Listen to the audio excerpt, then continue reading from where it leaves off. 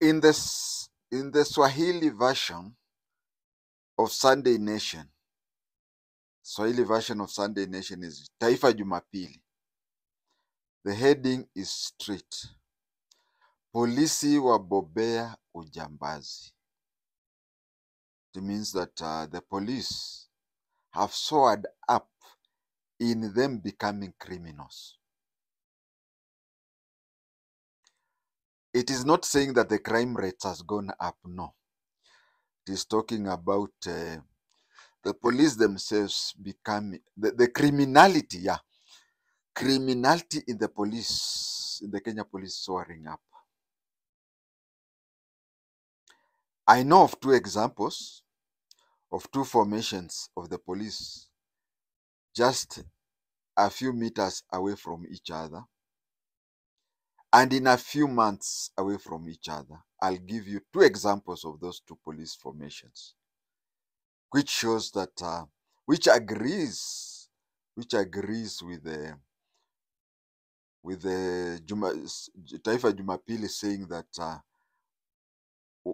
uhalifu kwa polisi wabobea.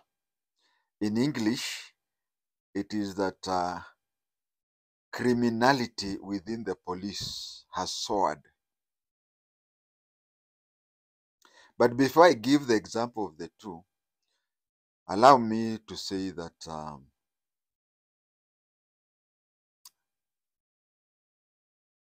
how can you have a robber in charge of thieves? Do you go and complain about your phone being pickpocketed to the robber? My understanding, a robber is a bigger thief than a pickpocket. That's my understanding. The Deputy Inspector General has integrity issues. He has not cleared the first integrity issue. He's there with another integrity issue. I am a son of a senior police officer. I am also a former senior police officer. I know that what we are seeing as soaring up of criminality within the police may also be contributed to the society that we are in today, in that people are more informed. Any slight movement is noticed in all corners of the country. So there is a high possibility of that. But then again, even if it is that way, we also have to agree that if I have to give the two examples of the Deputy Inspector General, and also I have also to give the two examples that I know that are within months and also within meters of each other. I have seen this Jukwaa la Wananchi. I get the impression that given a good environment,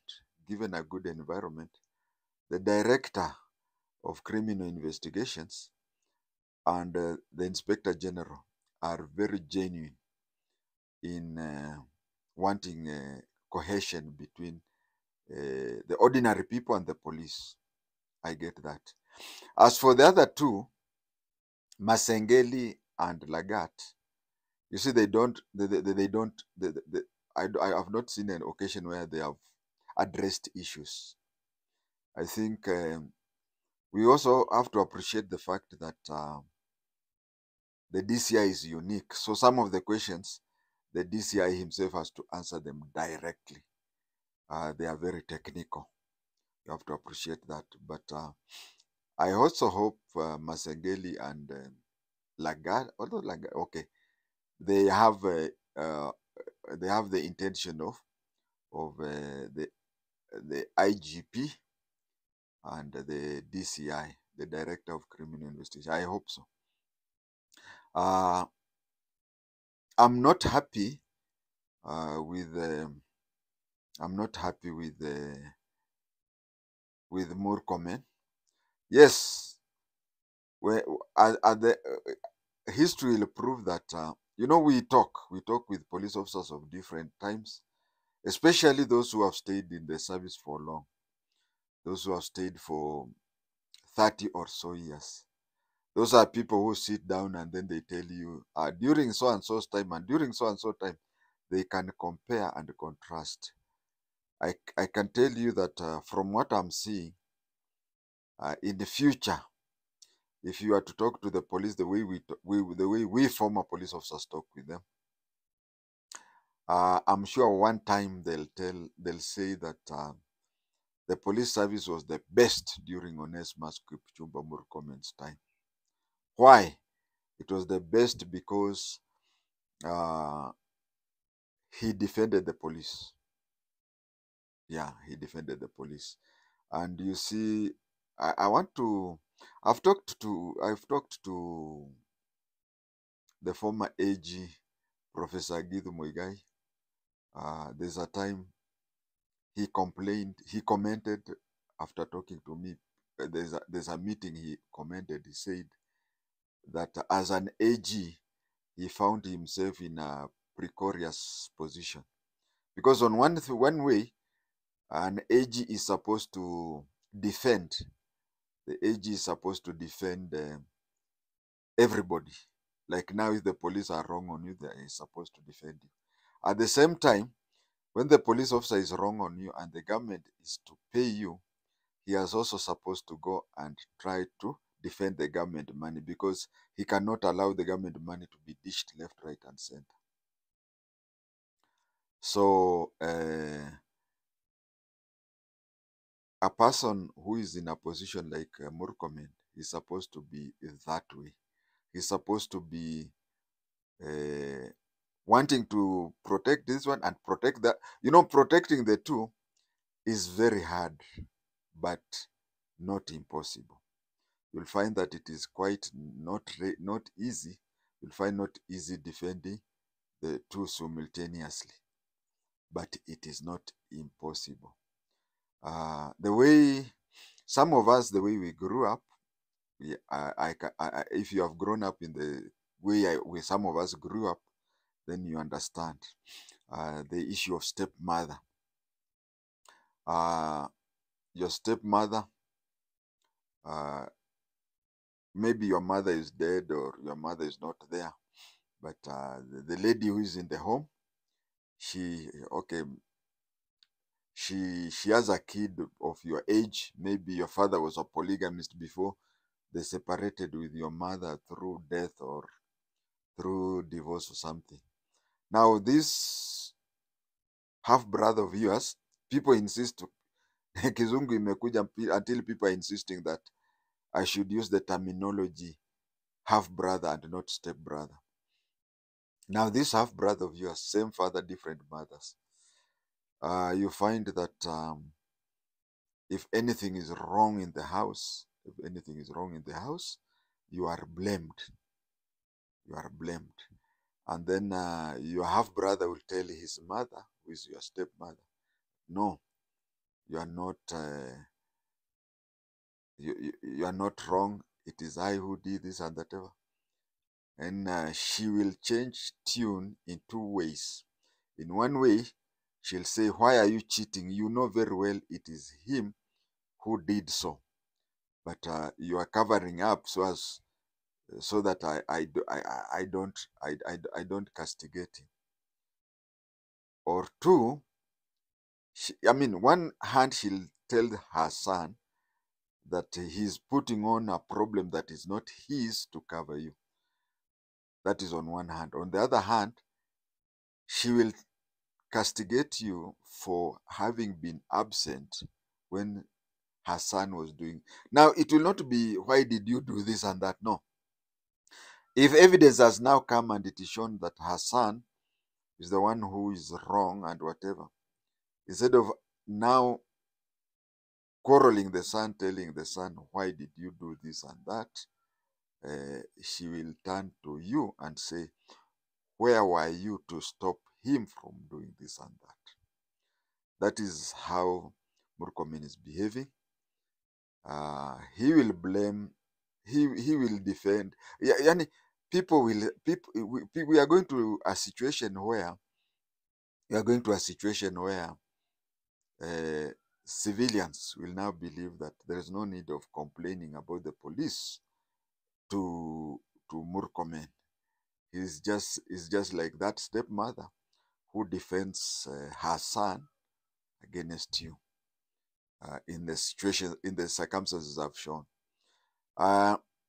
Before he became what he is, even being an MCA, a person whom you are always with all the time, if he becomes an MCA, it becomes a bit difficult to interact with him because of the added responsibilities.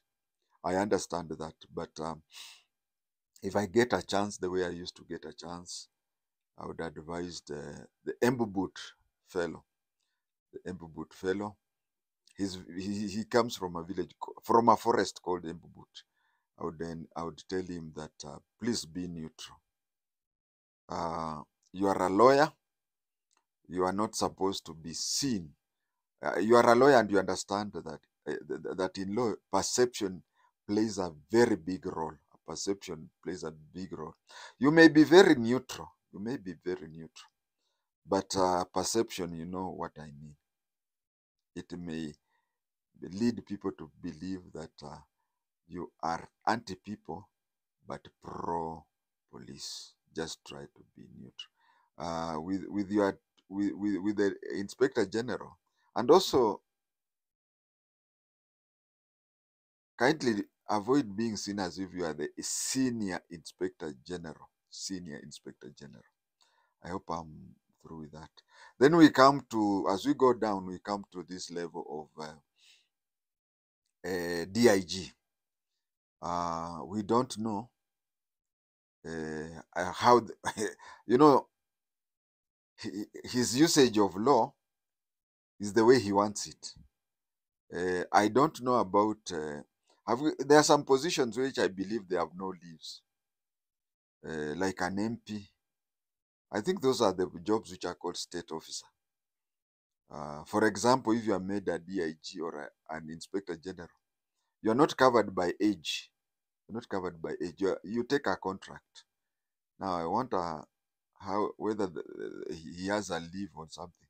And then it is quite confusing, because even the way he went on leave and whatever, we get a lot of letters and we don't even know which is correct, which is fake.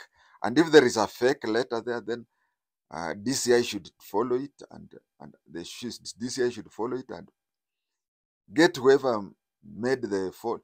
Because here he's saying he's going on leave, and he applies the leave to a fellow Deputy Inspector General. He decides whom to take over from himself.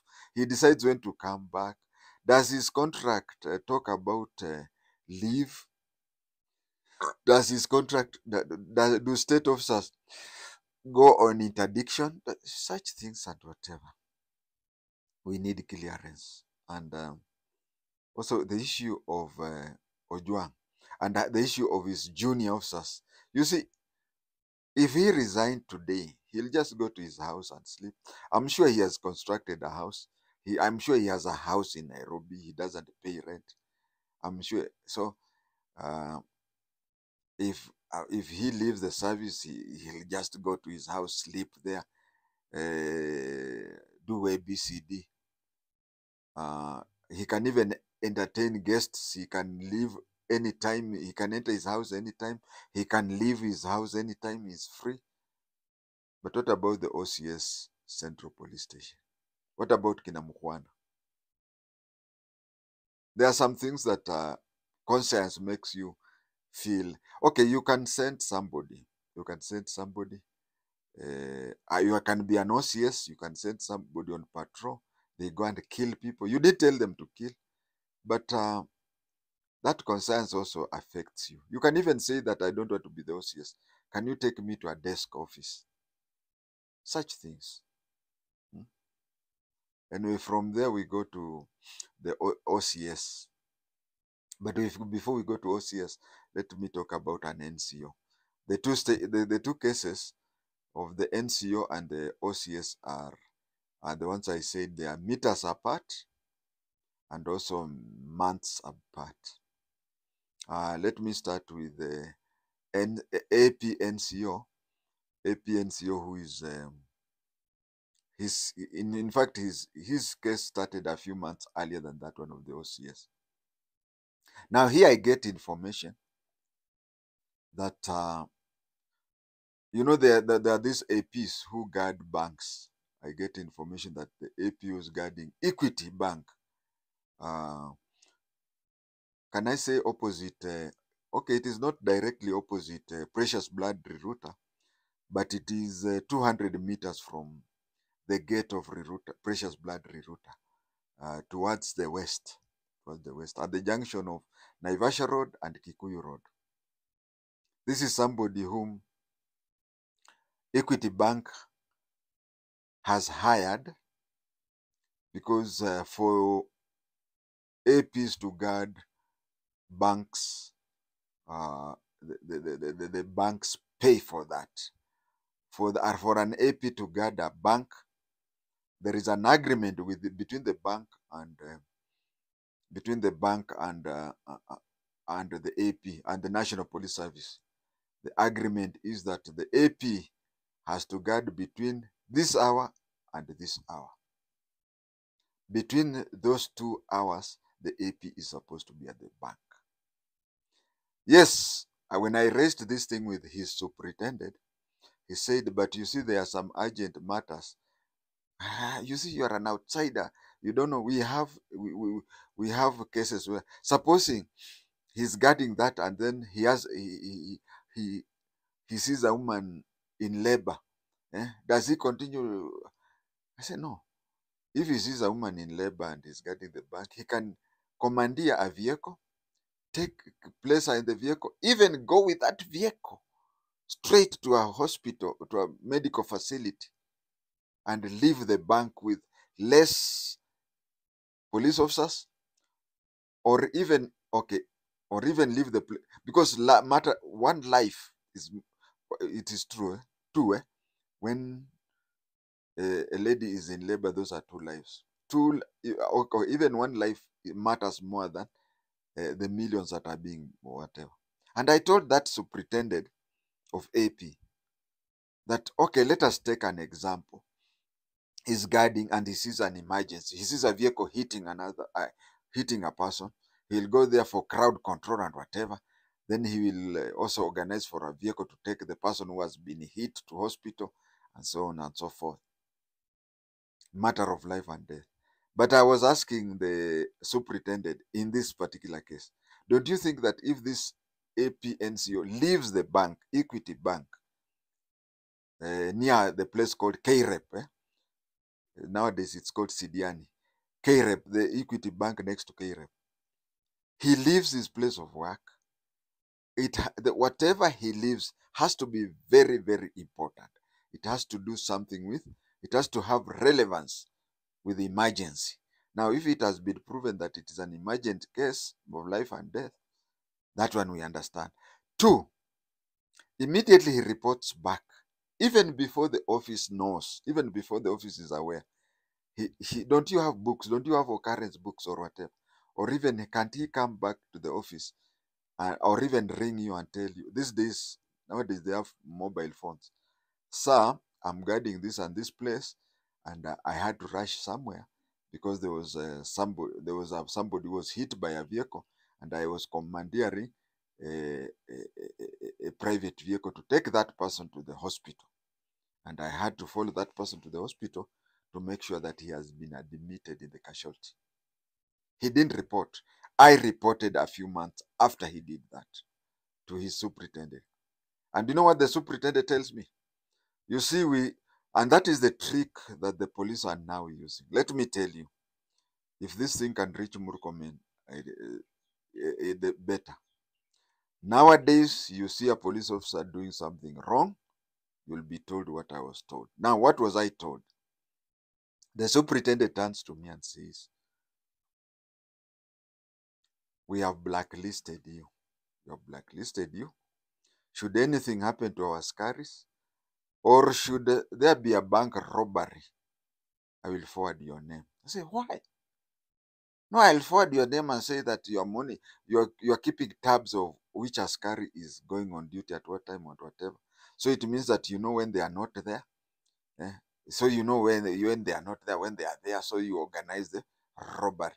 This is a threat that knows that if he says that if there is a robbery, it will take uh, on the lower side 3 months for it to be known that you have nothing to do with the robbery.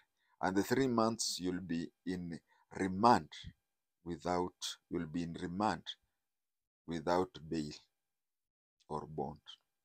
That is what these people nowadays do. Fichua uhalifu. I'm going to say how police officers are now covering about each other. For the last 2 years, I've noticed that for the last 2 years. It started before Murkomen became the minister. I would say that Kindiki, when he was a minister, he was very much interested in the operational issue. But I would wish Murkomen or any other future relevant minister for internal affairs to, when the police and civilians collide, they both lose, and it is criminals who gain. So try to look neutral. Don't behave like that stepmother. Now let us go to this case of the NCO. What did he do? It was a Saturday. It was a Saturday, and Saturday they are supposed to guard the bank half day. Supposed to guard the bank half day. Before 2 hours before, 2 hours before, 2 hours before the closure of the around 11, around 11 a.m. he got a phone call from a house agent, whereby the house agent said the purpose of the house agent was in a disagreement with a tenant. So he was told to come with his gun and show the presence of himself in uniform and whatever. And he said this is something that is in the Safaricom can extract from the telephone talks. But you see, these people are funny, including that superintendent. They prolong stories so that trying to retrieve the CCTV and trying to retrieve the phone discussion becomes a bit tougher as time goes on. So both the AP and the general duty police, the so-called regular, they would kill time. They'll kill time. They'll take you around corners, and then at the end of the time, they'll tell you that it is a challenge to go and get the old CCTV of that place and time, the old Safaricom logs and so on. That is what they do. Then this one went that way. And you know what happened? After reporting him to his superintendent, he was a corporal. For the good job, he was promoted to sergeant. He was promoted to sergeant. Equity Bank next to KREP. Now I'm clear with that. You get the information, you try to share it with the boss. The boss tells you that now the hunter becomes the hunted. The boss tells you that I can report to you by saying that we have noticed that you are monitoring. Should anything happen, especially if there is a bank robbery in that bank, it means that you have been monitoring our guard. He doesn't even inquire from the person, did you leave your place of work and whatever? And when you left, what was the cause? Was it emergency? That is 2. And 3, did you, because even if you answered an emergency, even if somebody was, you are looking for an ambulance and you took that, and you personally took the person to the casualty of a hospital and came back and nothing happened, You are supposed to look for an appropriate time and tell your superiors that yes, I I was away for this much, and this was the reason. They were hearing it from me, and then they tag me and tell me, in case, first of all, we have noted, in case of anything happening in the near future, in bank robberies, we will forward your name first. Now let us go to the OCS. When during Jukwaa la Wananchi, she was given the opportunity to speak on behalf of other OCSs in Nairobi, meaning that she's the best OCS there is. Now, if she is this way, hey, Gaifafa. Anyway, I know her immediate bosses, who are my friends, will say, why have you never reported this to us and whatever. I have to apologize to them first, because I'm on good terms with them, both at the sub-county and in the region area. But yeah, I'm wrong. I'm supposed to have talked to them. But then this is what happens. If you look at Riruta police station, I can talk of it in three ways. One, the police were given a plot. The police were given a plot somewhere around Wanye Road. Police were given a plot around Wanye Road by the government. But crime rate around Riruta Shopping Center was very high. So the people there decided that they look for a plot which is more central. And then the police stay in a more central place, in a place where. But if they stay in Wanye Road, it would mean that they would be staying on one end of the police, or of their jurisdiction. So why, by then it was a police post, why don't they place it in a more central place? Then they themselves sat down and agreed on a plot. And then that plot, they talked to the owner. I think they bought the plot from the owner. I'm 99% sure they bought it from the owner. And when they bought it from the owner, there was when they bought it from the owner, there was a semi-permanent house which was there, which has been there for decades, until the police post became a police station. It was a police post of Karen police station of Langata division. Then it became a police station of Langata division, but later on it was made a police station of Kabete division, now called Dagoretti division. So the plot, the station, the police post and the police station have been on land that a civilian had the title deed. I want to thank Honorable KJ that even with that sad situation, he felt that there are several police stations he built and several police posts, and he believed that he should build a brand new modern police station at Riruta. I want to thank KJ for building that police station under very tight conditions. Condition number one is that the title deed was with somebody, a civilian. Condition number two, that is the time when he was in the Tanga Tanga team. He was in the Tanga Tanga team. Actually, the police station was not. You remember the people did not. People did not.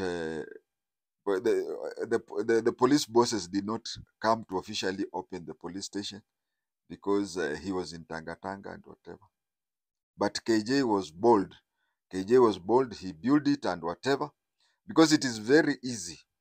It is very easy for the person with the title deed to come and ask the police now to pay rent on his on his property. But through efforts by KJ, through efforts by the landlord, the landowner, and some of us, we played some periphery Very small but very work. Recently, the title deed was given to the National Police Service. That is some of the small parts I've played for Riruta Police Station. I can also say that I don't want to talk about the future plans we have, like moving the division from Kabete to the more central place, Riruta. Let me not talk about that. Let me not talk about things which are still being planned. Like, let me talk of things that we have done. From there, I can say that since Riruta became a police station, I have never interfered with the police cases. If there is any cases I've interfered, they cannot reach 5. They cannot reach 5. I'll give only 2 because I can't remember the 3. I think there are even 4, but I can't remember the other. Let me give an example of 2. The first one which came was there's a time when we had an OCS. We had an OCS. I think his name was Benson. One day I was talking to him because I will never interfere with any police case, whatever, because I know when you start, there's no ending. It will be your profession. You'll be assisting people, and each people giving you 5, 10 bob, 10 bob, 10 bob. It will be your work. So whenever anybody comes for me for assistance, said no. Maybe I give you advice from here, but going to the police station. But I can say that it is up to 4, maximum of 5 cases I've done in the over 20 years. Now let me talk of this case of somebody who is an internet service provider. An internet service provider.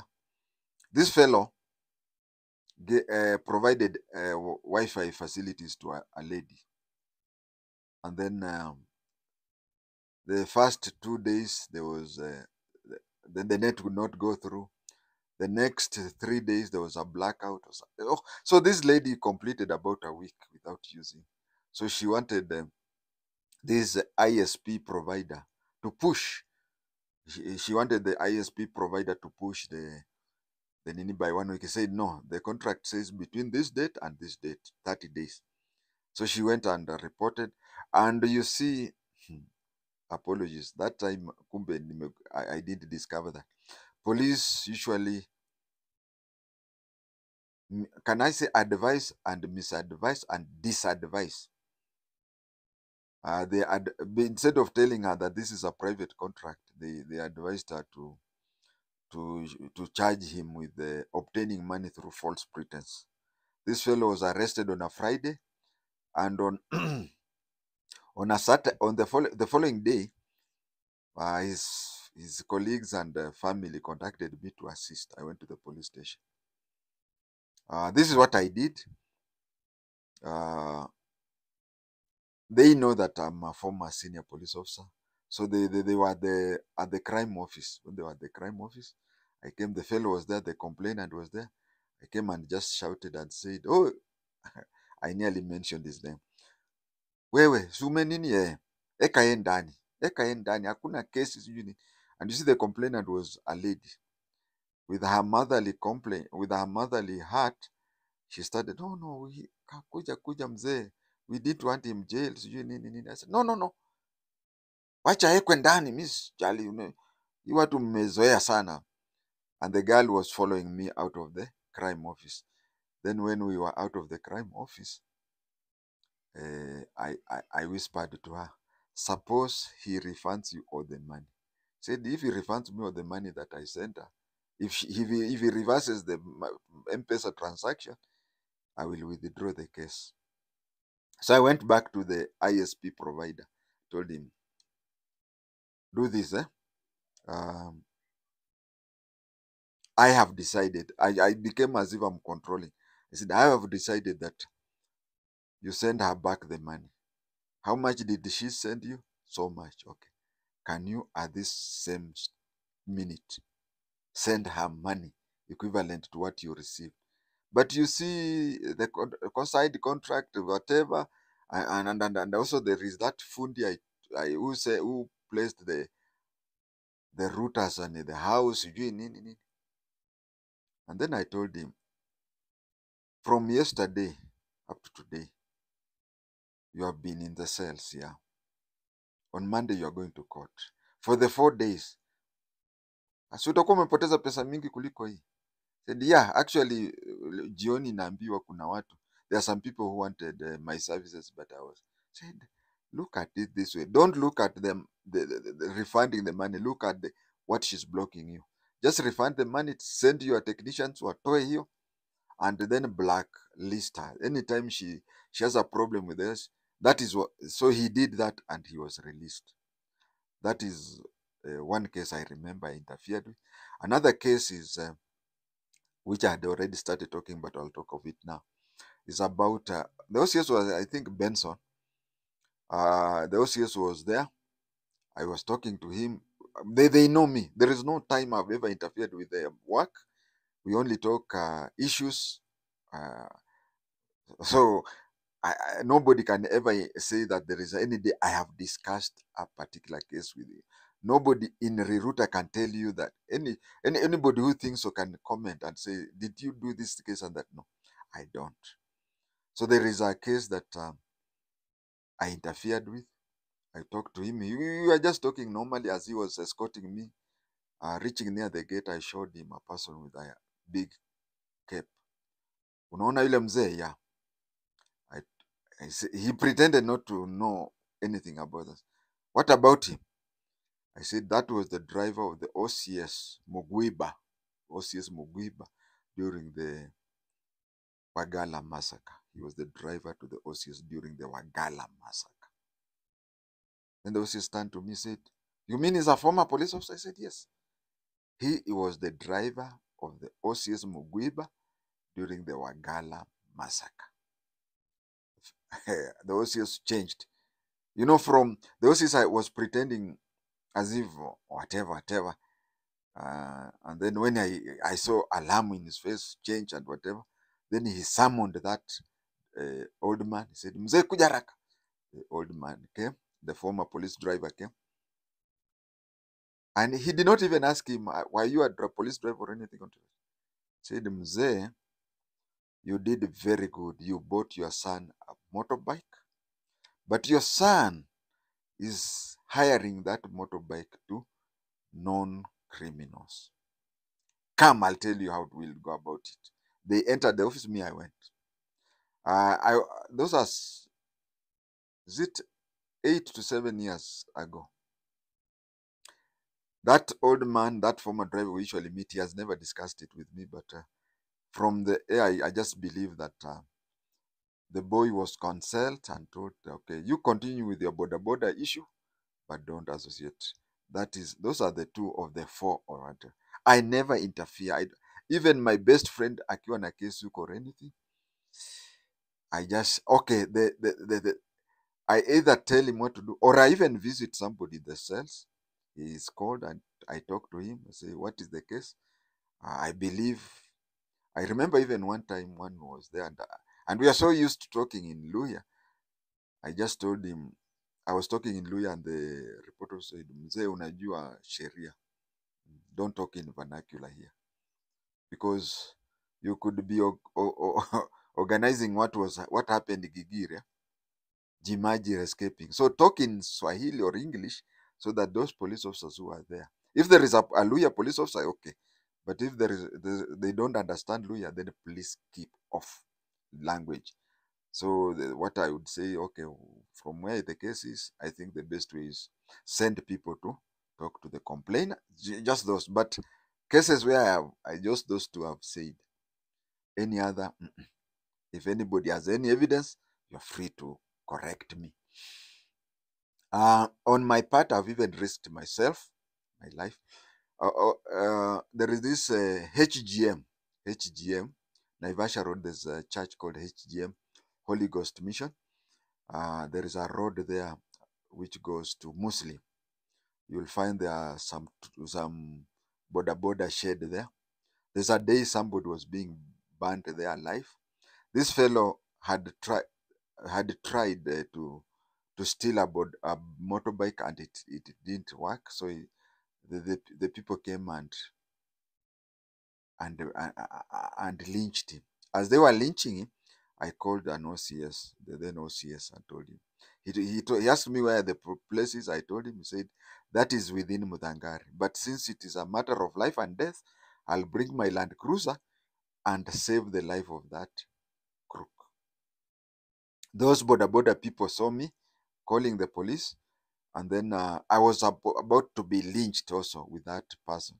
When do naita police? And then somebody said, no, huyu si nini, huyu alikuwaga OCS zamani, huyu alikuwa OCS, hamkumwona kwa KTN or something like that. That is the time when I had been on KTN concerning JM Karaoke's murder. OCS, pole pole. The fellow was, the OCS rerouter came, took the person to Masaba Hospital, Nairobi Women, Nairobi Women Adams branch, and the person was pronounced dead on arrival. There's another time when we had an OCS. I think this one is called Chumo, the immediate last one. I was aware of certain activities which were happening somewhere along near a building called Horizon 8. I remember one time him waking me up at 3 a.m. We went and hid. We went and hid in a shamba banana plantation. He noticed what was happening, and he informed his colleague. He informed his colleague in Kabete. I think he was called Mwai. The OCS Kabete was called Mwai. He informed Mwai of what is happening, and later on I saw nothing had happened. Nothing was continuing, meaning that I was contented that Kabete police station had taken over the issue, and the criminalities that was happening at that place at 3 a.m. had stopped. So I've been advised, and when I do that, I nearly got lynched because of that. And being lynched there, I would have been buried with a bad name. People would have said, hey, huyu jamaa anakaa Nairobi, kumbe ni mwizi wa pikipiki, because waizi wa pikipiki walipatikana wawili. And then Madam OCS calls me at 8 p.m. says, hello, why is it that nowadays you don't visit us? Well, actually, if you look at my video recordings around February to March, let's just say, yeah, February and March, you'll see that I used to sweat a lot. Is it sweating? No, shining. I used to shine a lot. You'd see as if I've applied a lot of Vaseline on my face. And my tummy was protruding. I don't know why. That is an illness that came and went. And I would find that my body was hot throughout. If you see any of my videos that I took during the February and March, let's just say February, I used to sweat a lot, and I used to be indoor. I could only go out for shooting and then come and upload. So she asked me, hey, you are so lost. I said, no. Sio kwa ubaya.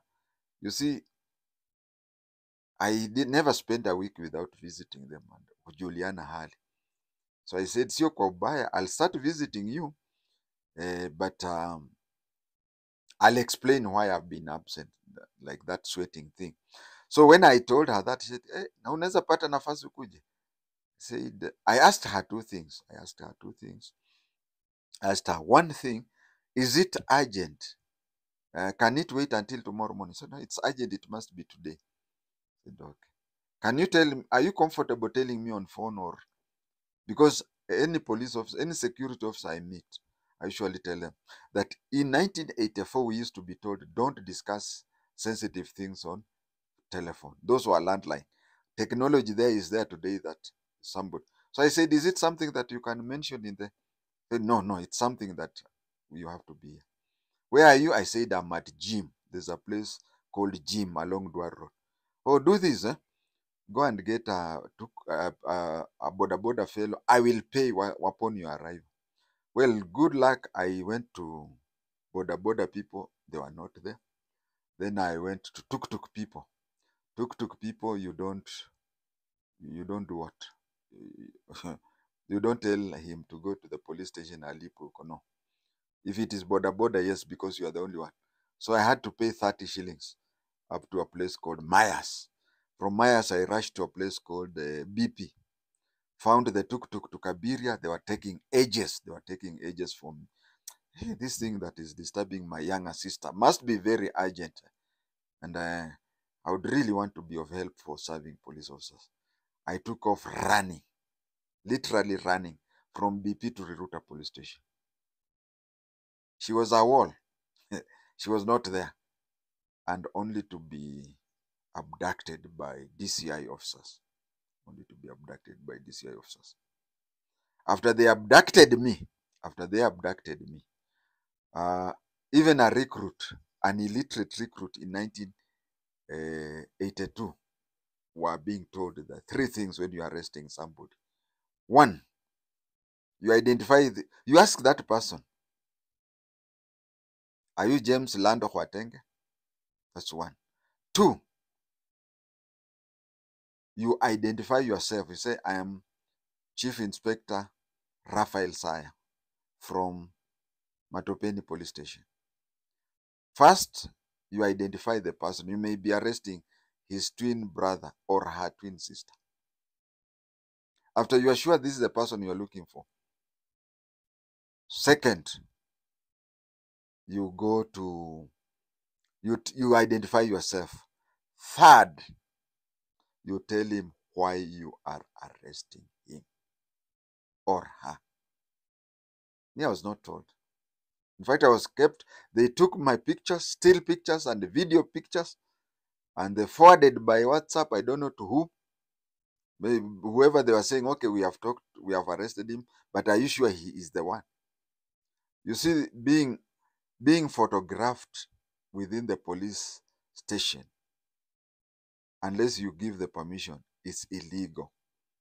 That is why we are saying that police have become crooks.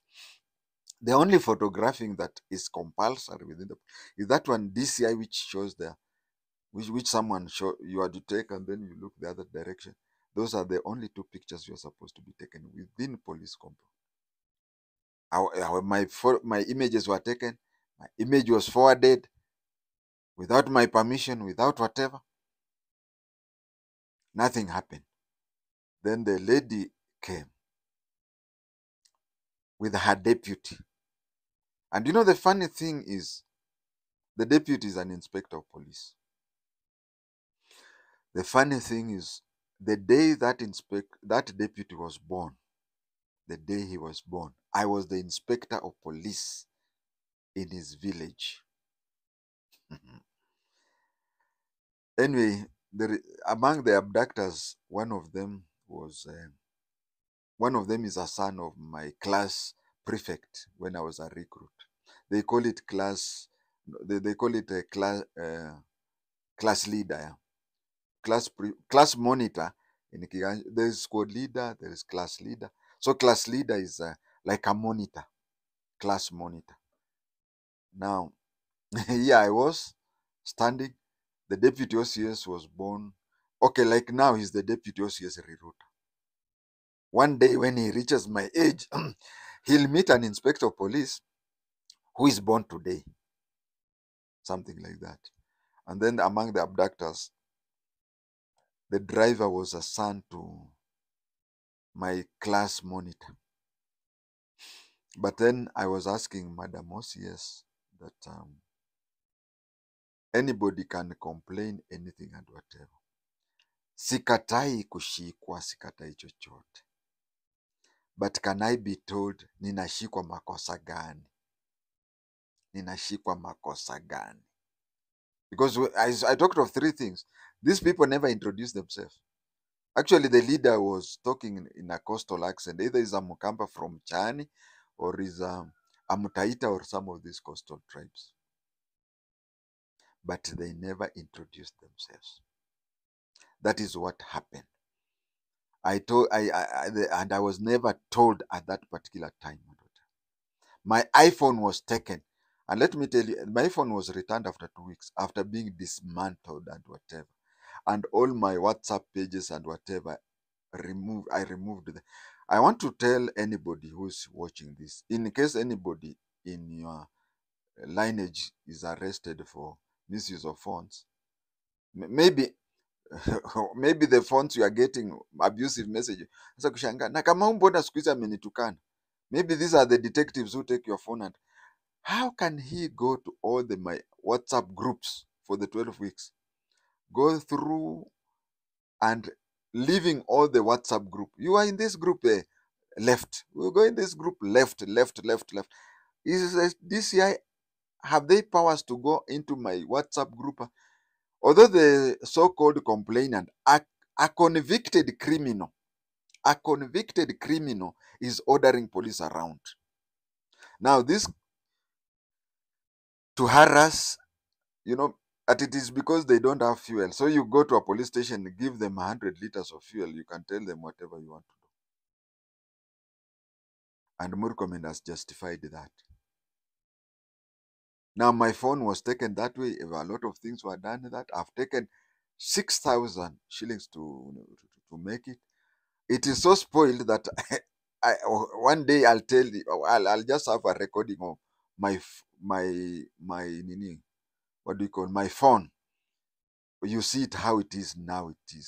It was old and it was whatever, but and if you look at it, it is in the same condition it was if you look at it. But there are a lot of things I cannot do with it. For example, when I talk to you, unless I place it on speaker, that one I'll talk. But the complainant, the so-called, and I want to believe that that phone of mine never left Gigiri police station. It never left Gigiri police station. Gigiri, the police station of Jumaisi. It never left that place. Because if it left, there is an audit trail. It was taken to DCI lab. It was received by so-and-so. From DCI lab, when it was being returned, the DCI lab, okay, that is according to one of the cops. The other one says that it was with the ODPP. If you take a phone call, if you take a handset to a DPP, you will go and hand over. And then you find that when I'm complaining about this thing, about the phone, I'm being told by senior police officers that when they abducted you and forcefully took your phone, why did they give you an inventory to show that they have your phone or anything? What did they write in the OB? Even Mutiambai, the immediate former Inspector General, can he go to a police station? And that now comes to that is what happened. And in the same Riruta police station, I'm forgetting two things. The same police station, because I want to talk about ujambazi kwa polisi umebobea. The same police station. I just remembered, there's a time I visited her on a courtesy call. And she was annoyed over somebody. I don't know whether it is a lady or a gentleman. She just took a phone. Somebody rang her. And when she took the phone, I was there. She castigated that person. And mimi nasikia siku hizo unazungukaga huko kwa maji. There's a place called kwa maji. Ukisema wewe ni rafiki yangu nini? So here is an OCS Riruta. A person known to her, I don't know whether it is a lady or a gentleman, but a person known to her calls her, and then she castigates that person for going around misusing his or her closeness to the OCS. Two detectives came from Western Kenya. They came to Riruta police station. They went to the inspector's office. They wanted to get the Riruta chief's number. They wanted the number of the Riruta chief, so that the chief assists them to arrest somebody within Kabiria. And then the inspector of police was asking them, why don't we give you to Askaris? No. Hey, I'd rather use the chief. Now, detectives, DCI from Western Kenya, have come all the way to Riruta police station, and they tell an inspector of police in Riruta that we can't use your police officers. We would rather use the chief to go and get that person whom we know is within Kabiria area. There were two detectives. One was a Luo, another one was a Luya. Imagine. Yeah, they were from Nambale. Yeah, I've just remember they were from Nambale. If records have to be checked, there are some detectives from Nambale who came from Nambale up to Riruta police station. They were given the number of Riruta chief. They went to arrest a person in Kabiria using the chief having gotten the number from Riruta police station. Hivyo ndivyo iko. I have complained about this, about my abduction, about my being in the cells for 41 hours. I'm supposed to be, first of all, if you are taken to court and you tell the magistrate, I was never taken to court, but if you are taken to court and you say, when I was being arrested, I was not told, the officers didn't identify themselves, I was not told the offense I'm suspected of, whatever, it would be declared mistrial. But I was never taken to court. They just held me for 41 hours. 41 hours. And then I've been through, I've complained with so many officers. Yeah, many. But there are seniors and seniors. There's a time I was told to write a statement within 3 days. It is now 2 months. It was a trick that within 3 days, if I don't avail, within 5 days, if I don't avail myself, the case will lapse. And I was there within 3 days. It was a trick that I failed to do that, so the case lapses. Now 2 months, they are quiet. They have never contacted me. I'm being told I've been taken. There is somebody in charge of complaints, police complaints, at the Nairobi regional office on the ground floor. He is the second senior most police officer. Actually, the second senior most police officer in Nairobi, there are 4. Is one of them is on the ground floor. I was taken round circles. You see, the OCS is she has kids. I don't know whether she's a single mother or married, but she has kids. When she was organizing herself with those abductors, did she know that I have kids? Didn't watch her, yeah, she has kids. Me, I've got grandkids. Viewers, that is where we are. And things are so bad that it reminds me of 1988. 1988, Moi doubled the salary, thinking that by doubling the salary, corruption would be end. But you see, the corruption had gone so much, the cancer, that that corruption never ended. In today, even if we do what, we'll still have a lot of problems because it will spill over into the new environment. Sorry for my anger, but that is the truth.